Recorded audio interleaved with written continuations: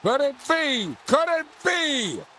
It is out of here! And it's a no-hitter! Unbelievable! Ruiz and Halladay embrace! World champions! It is bedlam at the bank as Bryce Harper has put the Phillies on top! We're talking about the Giants here. Son! Hello and welcome to the Specific Jawns podcast, your premier source of commentary on the Philadelphia Phillies. This is a big one for us because, frankly, I think it's going to be the first overwhelmingly positive one about our 2026 Philadelphia Phillies. We are 1 week in to what we are going to call the Donnie Baseball era, and things are looking good. High hopes are back. Lot to reflect on and enjoy and look forward to at this juncture in the season. Definitely the first time in this calendar year for sure. I got my good friends Pat Barker and Mike Sambuco here joining me. Good to see you guys. You guys feeling good right now? We don't have to get too deep into it, but just give me your vibe right now. Feeling better than I was last week, that's for sure. I'm excited to have you back on the podcast, Carl. You missed last week, and I know you were highly critical of our coverage of events and our takes, and I'm looking forward to getting into it with you today. To be clear, the coverage was great. Really enjoyed you guys and Bubba getting into the topper firing and the Mattingly hire. Boy, would I have had a lot to say in opposition to all of your takes. I hate to miss out on that, but moving forward, I'm sure it'll bleed through as we go. Let's just get started. Let's talk about what has happened in the past 6-7 days since Don Mattingly was hired as manager. I'm going to go game by game. So I was at the game on Tuesday against the Giants, the series opener. Don Mattingly's first night as manager. He was hired that morning, at least announced as the hire that morning. Kept Topper's lineup. And I got to tell you, the vibes were good at the stadium. Felt great. It was a nice weather night. And what do? We throw up a 7-0 shutout over the San Francisco Giants. Just a gem from Jesus Luzardo. Good to see him back. 7 runs with no home runs, by the way, which already to me felt like a positive trend, something we've been clamoring for. They were hitting with runners in scoring position. A little bit of small ball, but overall just hitting situationally, looking good. The whole game was just a joy from top to bottom. Next night, we have a rain delay and then a rain out. They do a day-night doubleheader on Thursday to close out the series with the Giants. And man, was it a good day. Both games finished with walk-offs by the Philadelphia Phillies. Not just walk-offs, but small ball style walk-offs. The first game was an infield hit by Justin Crawford, who legged it out, was safe by a mile, knocking in the winning run. Just great to see. And then the second game, we had multiple successful bunts. We took it into extra innings. Andrew Painter was bailed out for the most part by his bullpen. And what we saw was another small ball finish, a walk-off sacrifice fly by a certain Alec Bohm. It was just a beautiful, beautiful thing. The whole game just felt like real baseball for the first time I felt in quite a while, maybe in years on this Phillies team. Went on to Miami to face another weaker Marlins team. Let's be clear, Giants were not lighting the world on fire. They got a bizarre managerial hire of their own, a college guy who's just been an abject disaster according to their fan base, from what I gather. But that's neither here nor there. So we go down to Miami. Friday night, we've got Zach Wheeler on the hill, looking like vintage Zach Wheeler. It ended up being a 6-5 win for the Phils. We had a 3-run shot by Bryson Stott in that game, which was beautiful. A 6-5 win. Next game, Saturday night, Marlins. We end up getting blanked 4-0. I can only chalk that up to being sacrificial. We had the Flyers and Sixers in the playoffs. I think both the Flyers and the Phils had to get shut out that night in order for the Sixers to close out the Celtics in Game 7. Not even going to go into the details of our 4-0 loss because that's clearly all that was about. These guys are for the city of Philadelphia and all of its sports teams. Right back at them Sunday. Pretty clean 7-2 victory over the Marlins. And let's officially declare Bryson Stott the dinger of 3-run dongs, because that's what he did yet again, twice in 3 days, 3-run home runs. Beautiful thing from him. His stroke's looking good. Moving on to last night, a 1-0 shutout of the Marlins. An absolute gem by Aaron Nola. 5 hits, no walks. A single solo shot by Bryce Harper was all we needed offensive-wise. And just a great way to close out that series in Miami.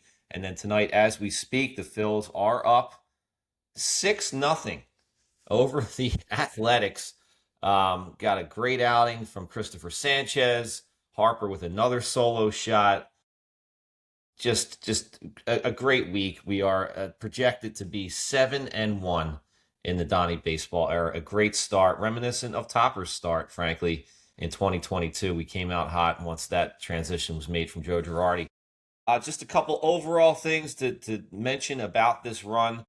Starting pitching, not including tonight's game in which Sanchez has blanked the Athletics, is going to be better. Starting pitching, a 1.85 ERA over this course of 7 or 8 games. That's a nice switch. Obviously, we no longer have Taijuan Walker. That will certainly help your stats, but everyone's looking strong top to bottom in this rotation. We are hitting with runners in scoring position. Finally, I believe that we're up about 50 points in terms of our average there. It's just a lot to build off of at this point. Guys, I'm going to let you pick up where I'm leaving off with, which is a positive note. Let's keep the momentum going. Tell me what you saw this past week, and then I want to sort of angle it towards how much of it can you attribute to Don Mattingly? How much of it is dumb luck? Is this fool's gold? Or do you have what I'll call detractor's remorse in the wake of your comments last week about Topper's firing? Fire away. Let's go straight to you, Barker. Give me your take. No, I do not have detractor's remorse. We'll start with that one and work our way backwards. My detractions of Don Mattingly were based on a decade of data that were provided by him as a manager, and frankly, I trust that more than the past 7 days. I love that you put things in the order that you put them in.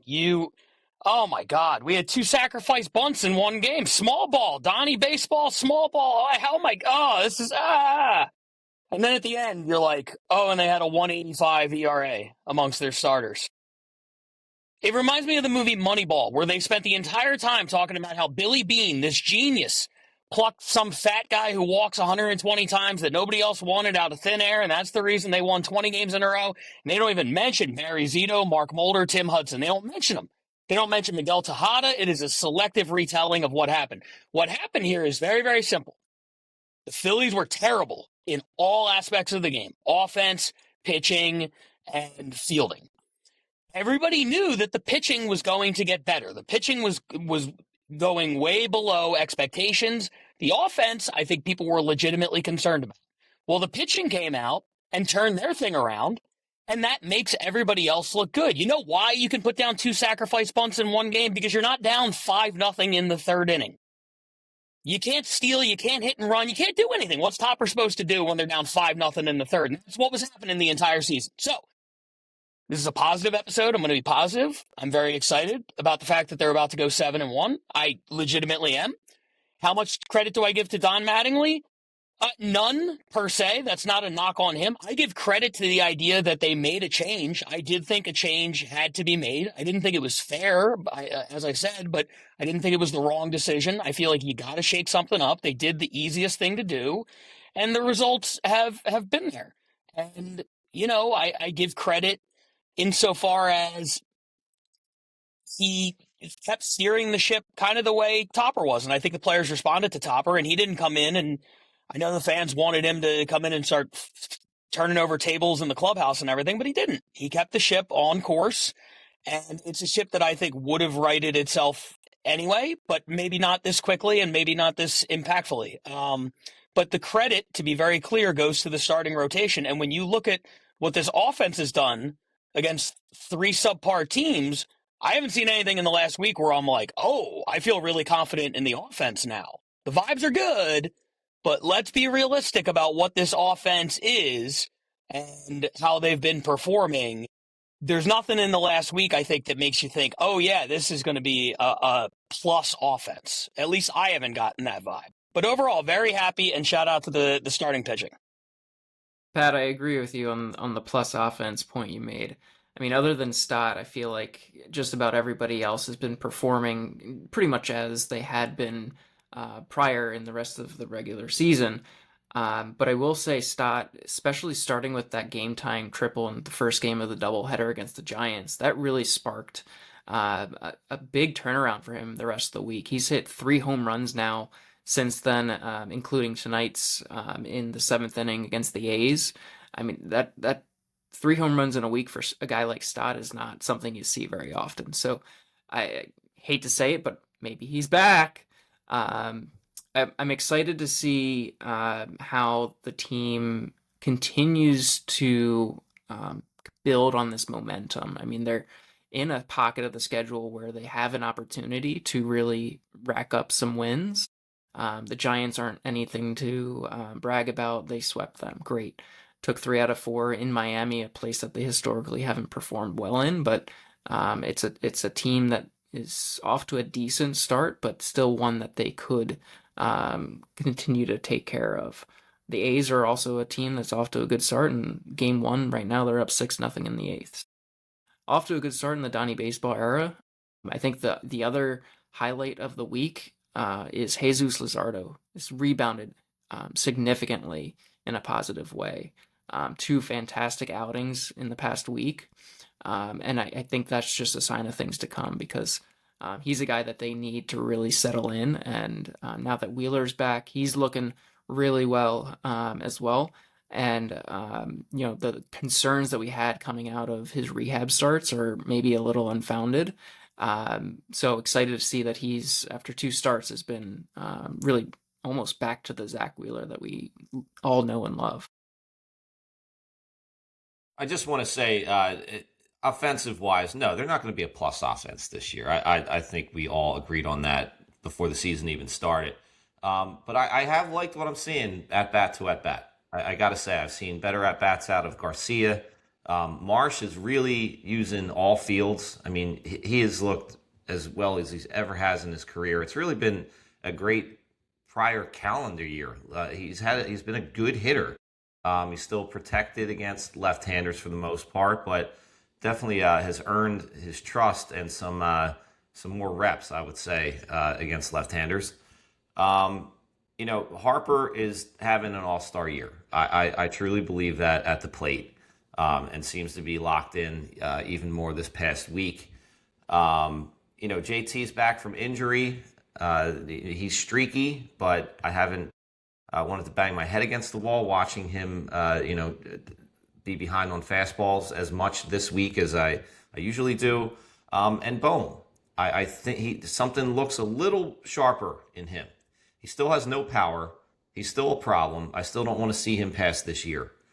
But if he can, make contact, use the opposite field, get that average against fastballs, which is abysmal, up a little bit. He's had a few key RBIs. He's been hitting with runners in scoring position, which is what I think the best we can ask of him.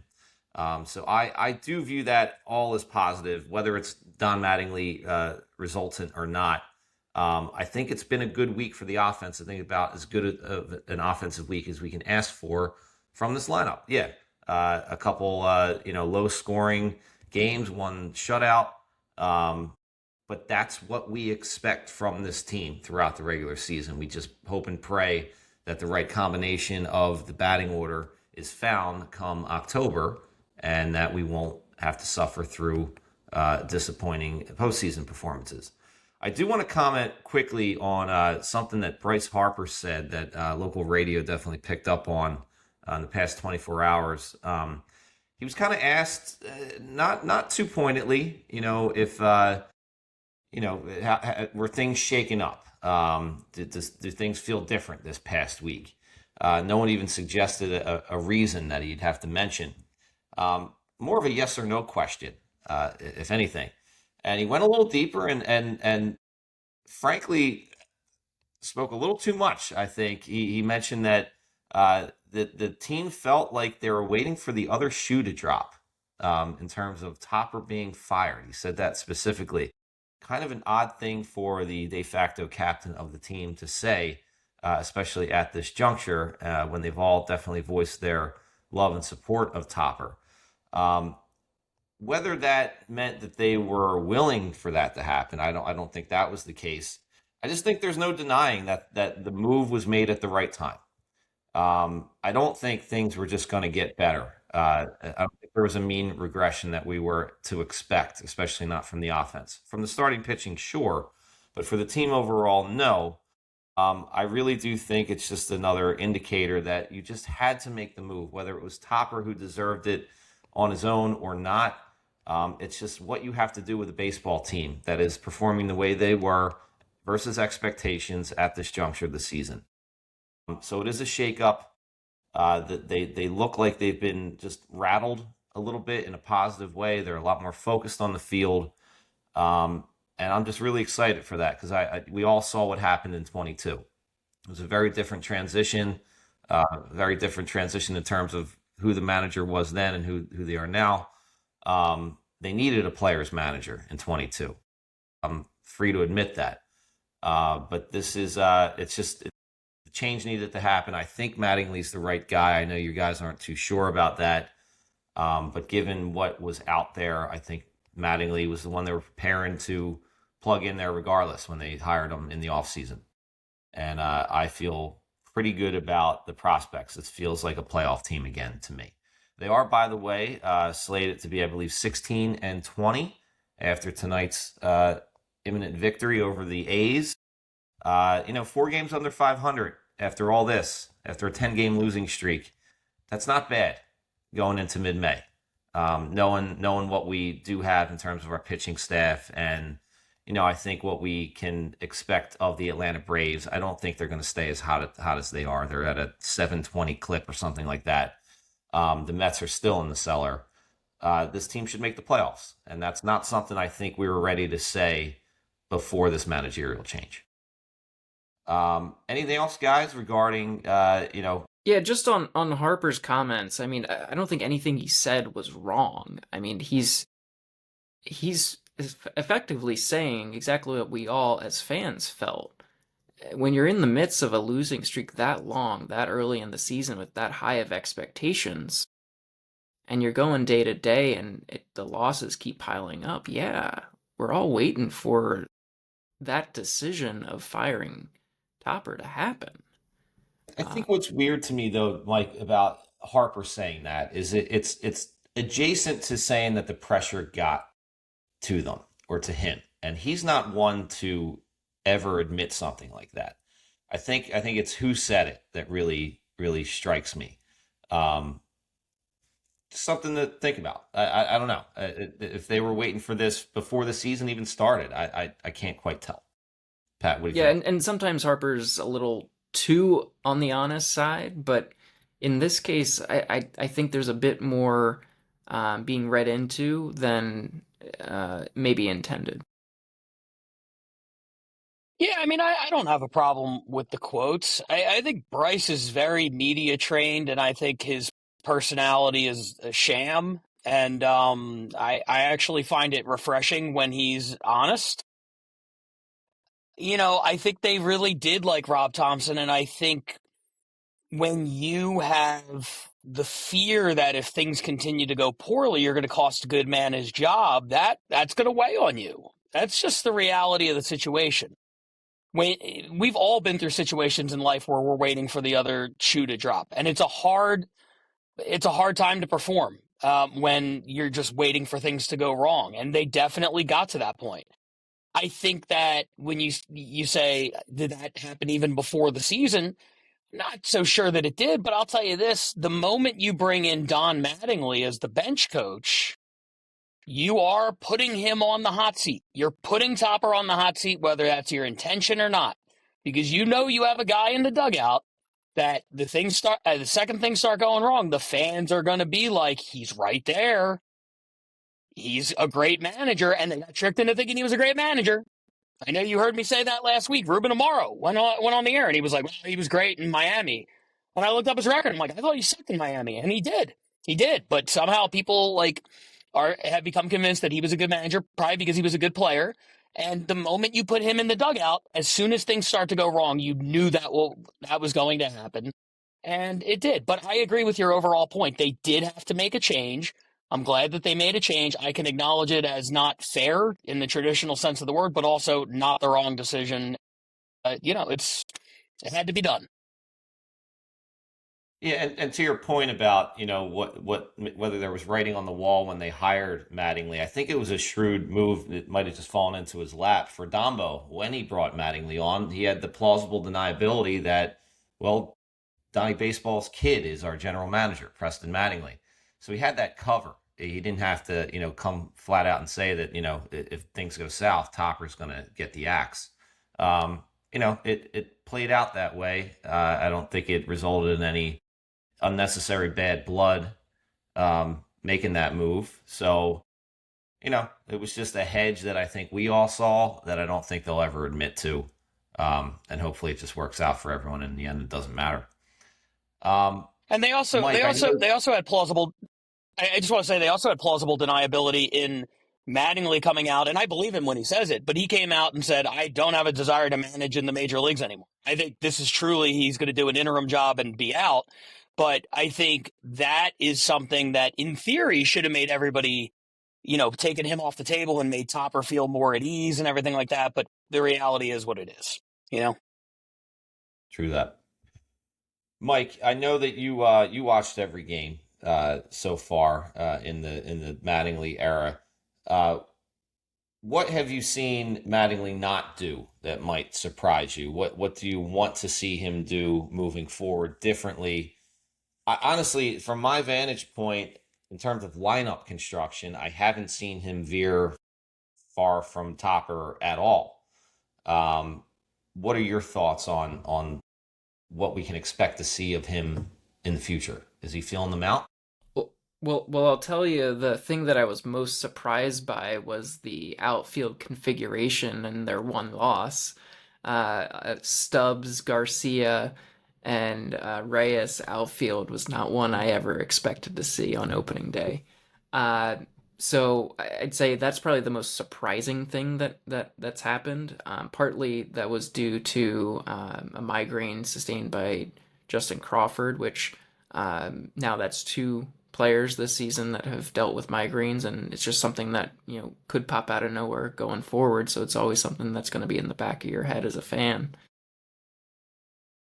Anyway, the thing, and I think I agree with you on the lineup construction piece. He hasn't done much to change the lineup, and we haven't seen a drastic change in the top three. That's probably not going to change unless there's a significant injury. The thing that maybe I think is the best thing that's happened health-wise is JT's come back. Now Duran's back today. That kind of plugs a black hole in the catcher spot that we had for the past couple weeks. Stubbs isn't anything to brag about, and Marchand's been brutal at the plate this year. So just getting somebody who's competent at the plate is great to help the well-roundedness of the lineup. But again, I don't think there's anything that he's done that's necessarily earth-shattering with the lineup or with the roster construction in any way. Yeah, I don't. I guess I can't expect him to shake up the lineup. Certainly not where they're winning right now. We're going to talk about this all year. I feel like I still feel like the Schwarber and Harper configuration is wrong. I think you leave a lot of runs on the table. Bryce Harper's got 2 solo shots the past 2 games. Not that you can take any particular moment and say, well, there should have been guys on base. But I guess that Mattingly is, he's going to be a player's manager for the hitters until they're not performing. So I'm just going to hold off on whether. Well, the one thing that you saw that I don't think you really ever saw with Topper was when Reyes forgot how many outs there were, Mattingly pulled him aside in the dugout and talked to him immediately. That's maybe something that really kind of everybody else takes notice of and, make sure that they're on their game going forward. Now, rumors are that Topper would still handle those situations, just would do it privately in the clubhouse. But I think for Mattingly, doing that, in your first week in a public eye, that sends a message. I agree, Mike. I think that's very telling.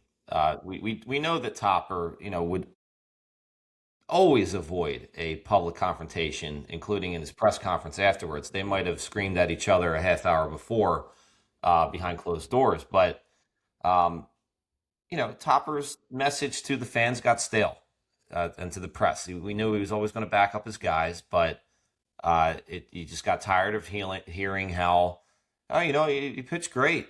Well, he gave up 6 runs in 4 innings. He looked good. Just a couple pitches were off here and there. He swing the bat well. They're just not landing.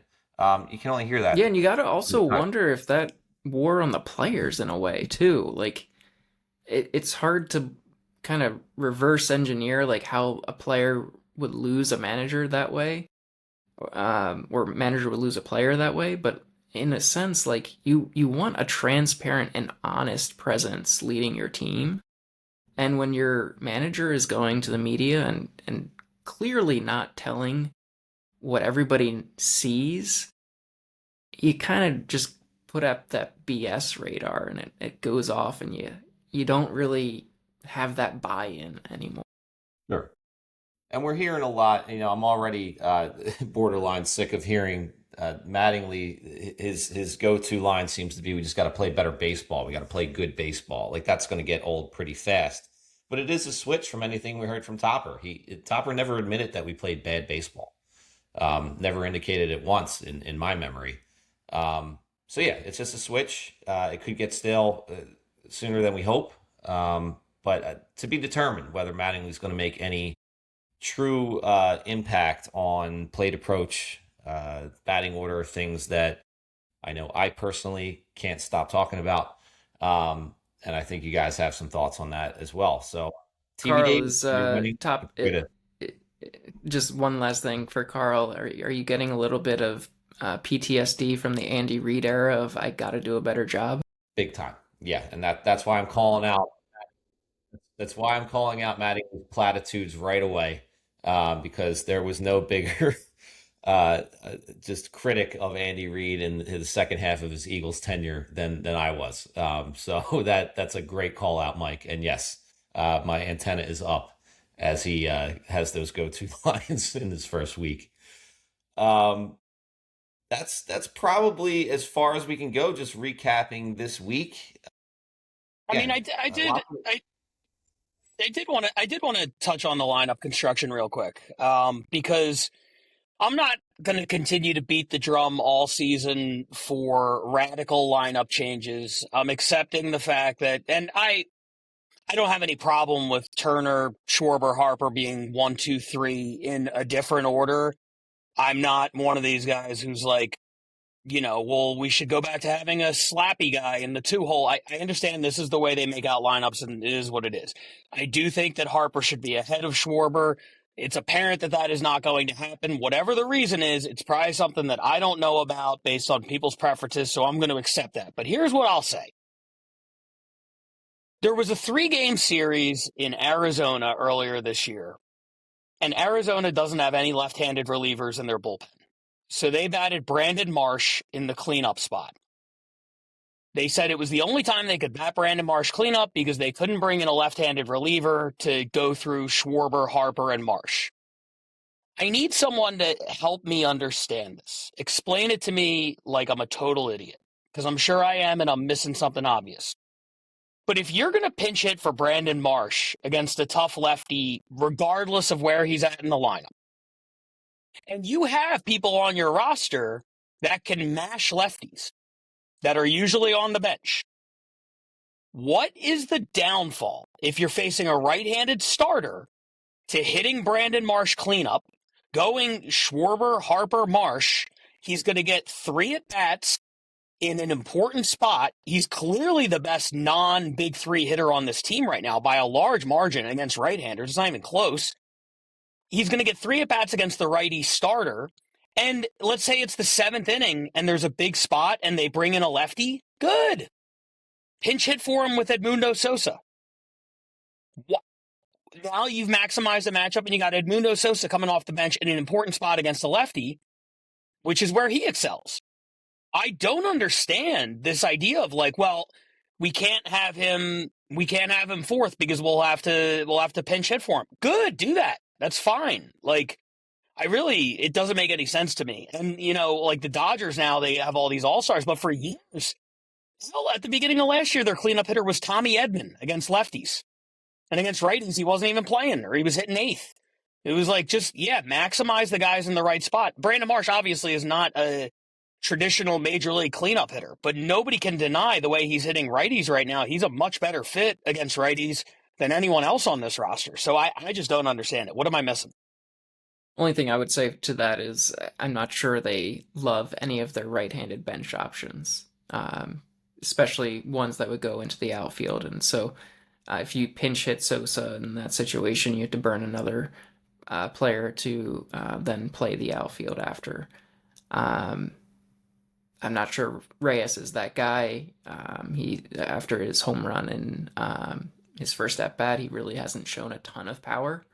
But again, I'm all for the idea of stacking as many competent hitters in a row. So if Marsh is that best option for 4, I don't see why you don't try it. My answer is simple. You bat them in the 2-hole. Yeah, you maximize your left-handed hitters the way you just described in the top 4, except it goes Trey Turner, who's just your leadoff hitter by default. Maybe it'll be Crawford by the end of the year in this situation where you want to stack your lefties. But it's Trey Turner, Brandon Marsh, who is getting on base like nobody else, hitting the all sides. He's not necessarily putting it out of the park, but he's getting on base in front of the 2 guys who are your power hitters. I would have then Harper and then Schwarber. Schwarber in the cleanup hole. Like that is a no-brainer to me, Pat. Yeah, you can stack your good left-handed hitters in that situation you just described. You're not going to run into many teams that don't have a lefty in the bullpen at all. But yeah, I agree. But put Schwarber in the cleanup spot behind Bryce Harper, and I think we find a happy medium. I don't know what anyone else isn't seeing outside of this podcast, to be quite frank. Some moves that are on the docket or that have happened in the last week. We already mentioned that JT is off the IL. That's great to see. We are carrying 3 catchers on the roster, which is never ideal when the 3 catchers are JT, Garrett Stubbs, and Rafael Marchand. I love the idea of Marchand as a switch hitting catcher, but my God, he's been awful this year. Can't hit anything. Curveballs, fastballs, in the zone, out of the zone. It's just he never squares a ball up. I hope he can get through that, but I think he's right for a demotion to figure it out. Garrett Stubbs at least has made productive contact in the past week that I'll accept it. I don't ever want to see him in the outfield. That was an emergency situation, as you mentioned, Mike. But let's not get too carried away with that. And Duran coming back from the IL with it was an oblique injury. Is that correct? I was quite shocked to see him coming back early from that. I was gearing up for that to turn into a 60-day stint. An oblique issue with a guy who throws 100 miles an hour consistently just sounds like this guy's got too much torque, and that thing's not going to heal if you don't shut him down for an extended period of time. I'm excited to see him out there. He was activated today Phils are now up 9-0 in the top of the ninth, so we're not going to see him pitch tonight, I don't believe. But that's something to He's be in. excited. Oh, he's in now, so they're actually giving him some reps. Wow. Okay. Well, might as well. Let's see how he does. So I like the way the back end of the bullpen will be shaped once he's firmly, back. Brad Keller had a couple hiccups as our de facto closer the past week, but nothing that turned into an abject disaster. But yeah, that's a really good sign. The rest of the bullpen, as it stands right now, we had some bizarre call-ups for that day-night doubleheader that we won't see for a while. But we've got a guy like Chase Sugar is suddenly winning 2 games in one day. I feel good about the pen right now, as well as the starting pitching, and that yeah, I want to quickly go on Chase Sugar because he looked really good in that doubleheader, getting 2 wins for it, but came into 2 situations, one where he's just keeping us close, down 1 in the 9th, and then in game 2, it's top of the 10th with the zombie runner on second, doesn't allow them to score. So really great job by him. I was also encouraged by Alvarado yesterday. A really clean inning, first in what felt like a long time. So maybe that's something he can build on. Was a little concerned by the Keller outings in Miami. Had no control in the first game, and then almost blew a pretty significant lead in that one, but then held it together to close it out. In the last game, in the 1-0 win, had a lot of hard contact and got lucky with a double play. So just something to monitor with him. But again, I think with Duran coming back, I think that's a huge boon for the. And Mike, I want to stay with you on this next point because you tend to have a pretty good eye on what's going on in the minor leagues. So we demoted Dylan Moore, which was felt like a throwaway from the beginning when we signed him. As a utility guy, right-handed bat. We don't really have a reliable right-handed bat off the bench other than Sosa. Is there anything else we can fish out of the minor leagues in the coming weeks if we need it? Because again, we're carrying 3 catchers. Hate that. What do we got? Yeah, and just to start on the catchers piece, I mean, they're clearly afraid of losing Marchand because if they send him down, he has to be DFA'd. He has no more options. And somebody would probably pick him up. And they really don't have the catching depth in AAA to really replace him. So if they decide that Stubbs is now the backup catcher, they probably will have to trade Marchand unless they want to lose him outright. In terms of outfield depth, you still have De La Cruz in AAA as probably your next guy up if they need somebody, especially from the right side with some power. But again, there's not. I wouldn't say there's anybody knocking on the door of a promotion right now. Yeah, the only guy that caught my eye, a friend of mine mentioned that Dante Nori in AA Reading is hitting 317, but he's a lefty, so there's not gonna be any room for him to be brought up as that spark. I don't think the way the current roster is constructed. Yeah, I mean, De La Cruz, he can be a scary hitter. I mean, I remember him when he first came up with Florida. Some raw power, athleticism, big holes in his swing, but that might be the move that we need other than, holding 3 catchers. If Dylan Moore was going to be our guy for defense, I think we mentioned on a prior cast, we just didn't see him used that way when you might expect it for defense, and our defense could certainly use all the Gold Glove help that it could. But yeah, it's we're not particularly deep on the offensive side. Yeah, and it's not like De La Cruz is lighting the world on fire in AAA either. I mean, he's got 5 or 6 home runs. He's got a couple home runs. He's got 4 home runs on the season, but his OPS is 672. So we might be looking at, a mid-season situation again where Dombo picks up another Austin Hayes. Who knows? Don't want to telegraph that, but that might be the move that we're looking at. I don't know what kind of trade bait we're going to even have come the trade deadline, but that's just something to keep in mind if we do have an injury, especially to a right-hander on the current roster. But as I said, this is a positive podcast that we are thrilled to finally have in 2026. Any closing remarks from you guys? What are you looking forward to in the next week until we convene again? I just want to see the offense start to put runs on the board early. I feel like a lot of these games, they had the 6-run first inning in Miami. But I feel like other than that, they've been heading into a lot of 5th and 6th innings in a 1-0 kind of situation. And then they've been kind of like putting it together later in the game. I want to see this offense, come out of the gate strong and start jumping on people. And it feels like really only Harper, is doing that. I just want to see more consistency out of the offense. That's really it.